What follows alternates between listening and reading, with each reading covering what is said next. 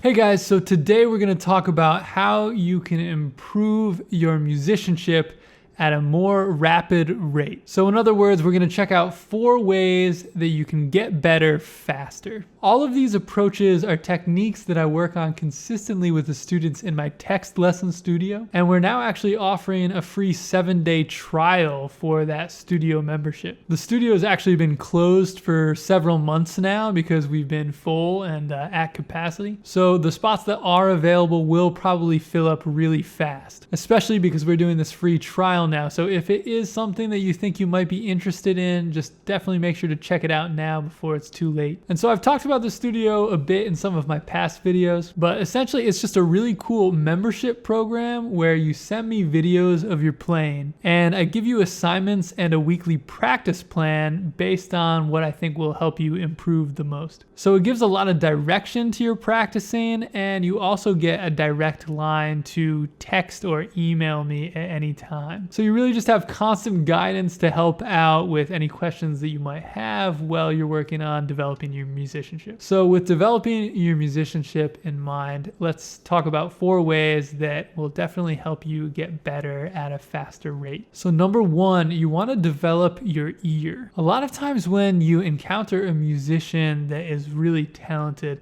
a lot of times what that means is they just have really strong ears. And ears are something that you can absolutely develop. And then once you do develop your ears, so much of what you're practicing is going to come to you so much easier. And so it really is one of the best things that you can do to help your playing develop at a faster rate. So there are a lot of different exercises that you can do and different ways that you can go about improving your ear. And one trick that I do with the text lesson students actually just involves thinking in a different way. So what you can do for this approach is just think in terms of numbers. When you think in terms of numbers to a set harmony or chord, it's going to really develop a strong association to what a specific pitch feels like. So in other words, if you can identify what the third of a major chord sounds and feels like, it will be much more effective than just labeling something by note. So for instance, the note E on its own doesn't really mean anything, but the third of a C major chord really has a lot of significance. A lot of people ask me if I have perfect pitch because I can play back pretty much anything that I hear, but that's actually something that doesn't necessarily come from perfect pitch. Not everyone with perfect pitch can actually just hear a bunch of notes go by and transcribe it instantly. That actually comes from relative pitch, and that's something that you can develop. And one of the best ways that you can develop your relative pitch is through transposing phrases through different keys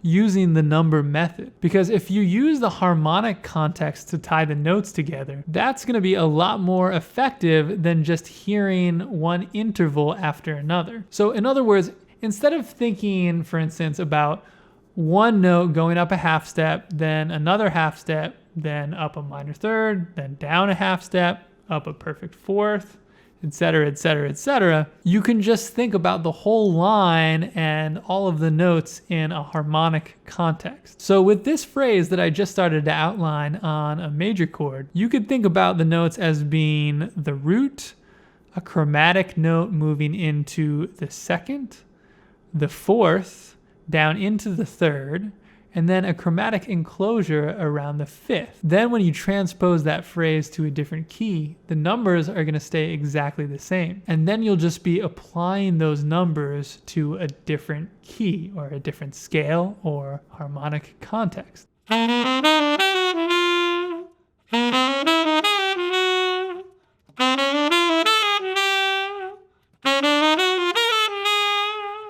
So this phrase is from my latest PDF called Approach Note and Enclosure Phrase Workouts. And I call them workouts because they're a bunch of phrases that are really meant to strengthen your musicianship when you take them through the keys. There are a lot of phrases in there like this one where they're just short and sweet, and they just help you really internalize a lot of good melodic chromaticism in your playing. When you practice with this approach, it will really internalize the language in a way that's going to help you use this content naturally in your own improvising. So when I assign phrases like this to the students in my text lesson studio, I make sure they always understand how the phrase is functioning, just to make sure they're really getting the most out of the material. So it's going to be really beneficial to just do some light analysis of the phrase that you're learning in order to really fully internalize it. And it's also going to help you be able to transpose it and internalize it a lot faster. Even if you have the phrase written out for you in all 12 keys like this resource does, being aware of how everything functions will help you really memorize the content faster. And at the end of the day, the more you memorize material and the faster you memorize material, the more you're going to improve. Which brings us to step 2.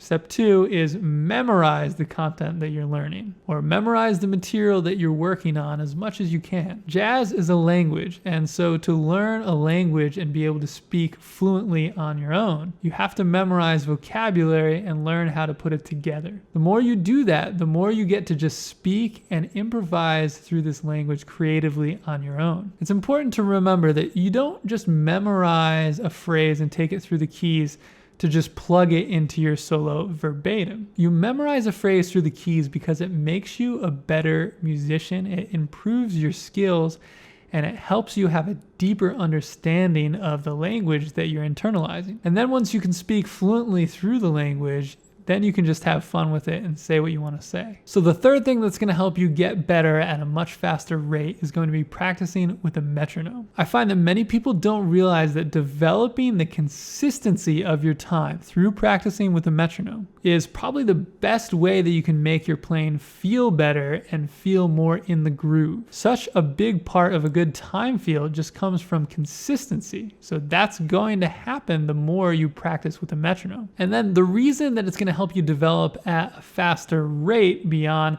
just that it's going to improve a really important skill is that practicing with a metronome acts as a very good organizational tool. It effectively gives you a measurement of your progress and gives you goals to strive for, which is really important. A lot of times I give specific metronome goals to the students in the text lesson studio program because then it provides a set marker that we're working on getting up to within a set period of time. Then keeping track of your metronome progress allows you to monitor your improvement, and it's really going to motivate you when you have these concrete goals set. Now, as far as metronome techniques go, there are a lot of great approaches that you can take with a metronome to help you solidify your time feel and improve your technique. One of the approaches that I recommend would be practicing with the metronome on as few beats as possible. So that just means instead of giving yourself every single beat, instead of giving yourself the quarter note, try subtracting that so you just give yourself the whole note. So just give yourself beat 1 of every measure. And then you can actually keep subtracting from there. This is going to make your internal time and internal pulse so much stronger. If you're only practicing with a metronome on every single beat, it's going to make you completely dependent on the metronome. And so you won't be developing your internal time. The stronger your internal time gets, the stronger your time feel will get. Ultimately, you might be able to even get to the point where you can just have the metronome click on beat 1 of every 2, 4, or even 8 bars. I actually did that on a recent video, so that would sound like this.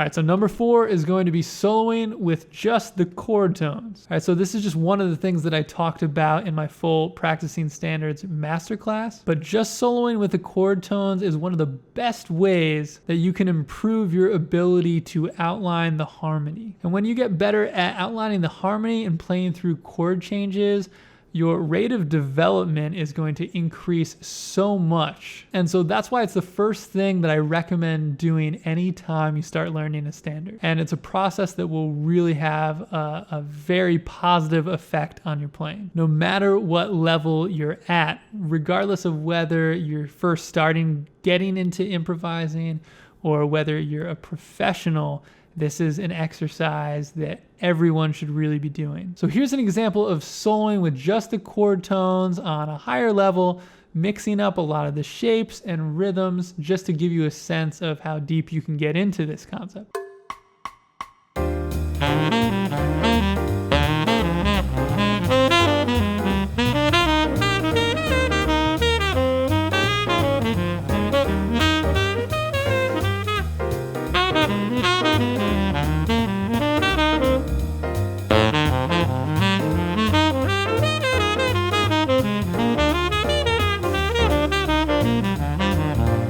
And right here, I just use the 1, 3, 5, 7, and 9 of every chord. And so if you want to get deeper into all the ways that you can practice standards, just check out my full Practicing Standards masterclass. That comes with over an hour of content as well as a supplementary PDF. So it's going to be a really great resource if you want to get more into it. And if you want mentorship in your studies, I would love to work with you through the Text Lessons Studio membership program. So make sure to check that out. Again, there's a free trial running, so the spots that are available are going to fill up really quickly. So make sure to check it out now before it's too late. All right, so thanks again for watching, guys, and make sure to click subscribe if you haven't already. Looking forward to seeing you guys next time.